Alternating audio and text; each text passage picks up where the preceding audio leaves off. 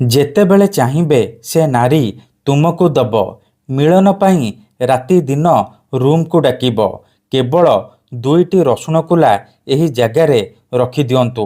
ହଁ ଫ୍ରେଣ୍ଡସ୍, ଯଦି ଆପଣ କେଉଁ ଝିଅ ବା ବିବାହିତା ମହିଳାକୁ ମନେ ମନେ ଭଲ ପାଉଛନ୍ତି କିନ୍ତୁ ଯେତେ ଚେଷ୍ଟା କଲେ ମଧ୍ୟ ତାକୁ ପଟେଇ ପାରୁନାହାନ୍ତି, ତାକୁ ନିଜର ମନ କଥା କହିବାକୁ ଡରୁଛନ୍ତି, ଆଉ ଆପଣ ଚାହୁଁଛନ୍ତି କି ସେ ଝିଅ ବା ବିବାହିତା ମହିଳା ନିଜେ ଆସି ଆପଣଙ୍କୁ ଭଲ ପାଉଛି ବୋଲି କହୁ ଆପଣଙ୍କର ସବୁ ଇଚ୍ଛାକୁ ପୂରଣ କରୁ, ତେବେ ଆଜିର ଏହି ଭିଡ଼ିଓଟି ଆପଣଙ୍କର ଇଚ୍ଛାକୁ ପୂରଣ କରିବ।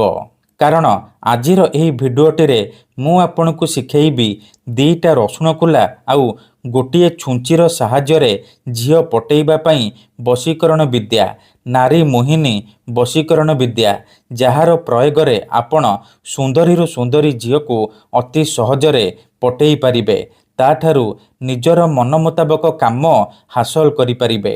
ଏହି ବଶୀକରଣକୁ କରିବା ପାଇଁ ଆପଣଙ୍କୁ କୌଣସି ପ୍ରକାର ମନ୍ତ୍ରତନ୍ତ୍ର କରିବାକୁ ପଡ଼ିବନି କିମ୍ବା କିଛି ବି ପଇସା ଖର୍ଚ୍ଚ କରିବାକୁ ପଡ଼ିବନି। କେବଳ 2ଟା ରସୁଣ କୁଲା ଆଣିବେ ଆଉ ଗୋଟିଏ ଛୁଞ୍ଚି ଆଣିବେ। ତାପରେ ମୁଁ ଆପଣଙ୍କୁ କିଛି ପ୍ରୟୋଗ ବିଧି ଶିଖେଇବି। ଆପଣ ସେହି ପ୍ରୟୋଗ ବିଧିକୁ ଠିକ୍ ଭାବରେ କରିଦେବେ। ତାପରେ ଦେଖିବେ ଚମତ୍କାର। ଯେଉଁ ଝିଅ ପଟୁନଥିଲା, ଆପଣଙ୍କୁ ଭାव ଦେଉନଥିଲା, ସେ ଝିଅ ଆପଣଙ୍କୁ ଦେଖିବା ମାତ୍ରେ ନିଜେ ଆସି ଆପଣଙ୍କ ସହିତ କଥା ହେବ, ଆପଣଙ୍କୁ ଭଲ ପାଉଛି ବୋଲି କହିବ। ଯେଉଁ ବିବାହିତା ନାରୀ ବା ପଡ଼ିଶା ଘର ଭାଉଜକୁ ଆପଣ ଦିନରାତି ଭାବୁଛନ୍ତି, ସିଏ ରାତି ଦିନ ଫୋନ୍ କରିବ, ଘରକୁ ଡାକିବ, ଯାହା ଚାହିଁବେ ତାହା କରିବ। ନମସ୍କାର ଫ୍ରେଣ୍ଡସ୍, ଓଡ଼ିଆ ଫଣ୍ଡା ଚ୍ୟାନେଲକୁ ଆପଣମାନଙ୍କୁ ସ୍ୱାଗତ।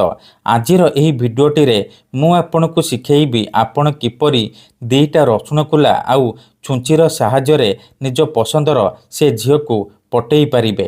ଏହି ବଶୀକରଣ ଆପଣଙ୍କୁ ଦେଖିବା ପାଇଁ ସହଜ ଲାଗିବ, କିନ୍ତୁ 2ଟା ରସୁଣ ଆଉ ଛୁଞ୍ଚିର ଏହି ବଶୀକରଣ କେବେ ବି ଖାଲି ଯାଇନି।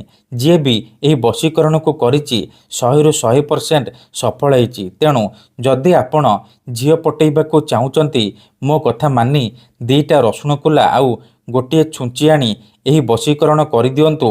ତାପରେ ଦେଖିବେ ସେ ଝିଅ ଆପଣଙ୍କ ପ୍ରେମରେ ଦିବାନୀ ହେଇଯିବ, ପାଗଳି ପରି ଆପଣଙ୍କୁ ଭଲ ପାଇବ। ଏହି ବଶୀକରଣ ସାହାଯ୍ୟରେ ଆପଣ ବର୍ଷ ବର୍ଷ ଧରି ଭାଙ୍ଗି ଯାଇଥିବା ପୁରୁଣା ପ୍ରେମକୁ ଫେରାଇ ଆଣିପାରିବେ। ଶାଶୁ, ନଣନ୍ଦ, ଦିଅର, ଭାଉଜ କାହାକୁ ବି ନିଜ ବଶରେ କରି ତାଠାରୁ ନିଜର ମନ ମୁତାବକ କାମ ହାସଲ କରିପାରିବେ। ତେବେ ଏହି ବଶୀକରଣ କରିବା ସବୁଠାରୁ ସହଜ।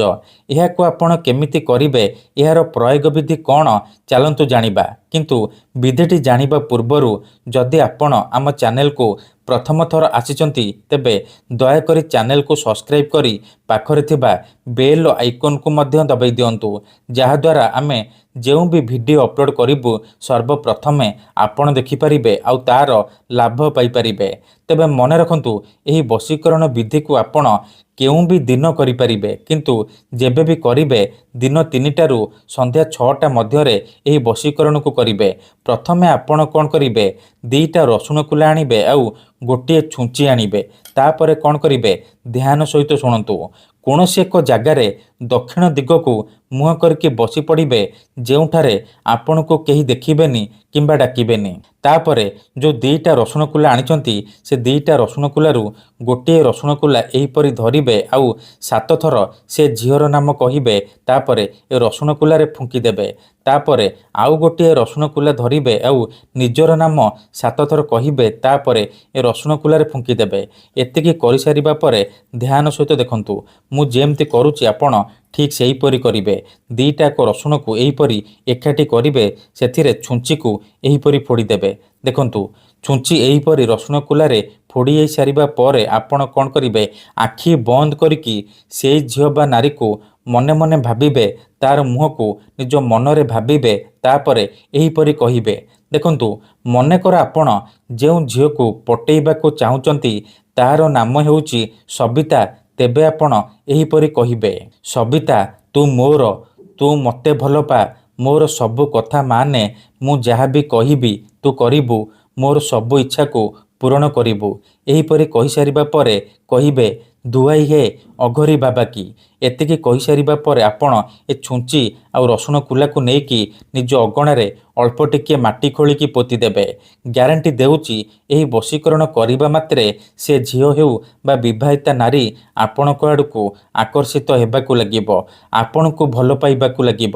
ଆପଣଙ୍କ ପ୍ରେମରେ ଏମିତି ଦିବାନୀ ହେଇଯିବ କି ଆପଣଙ୍କୁ ନ ଦେଖି ଗୋଟେ ମୁହୂର୍ତ୍ତ ବି ରହିପାରିବନି। ତେଣୁ ଏହାକୁ ଆପଣ ଭାବିଚିନ୍ତିକି କରିବେ।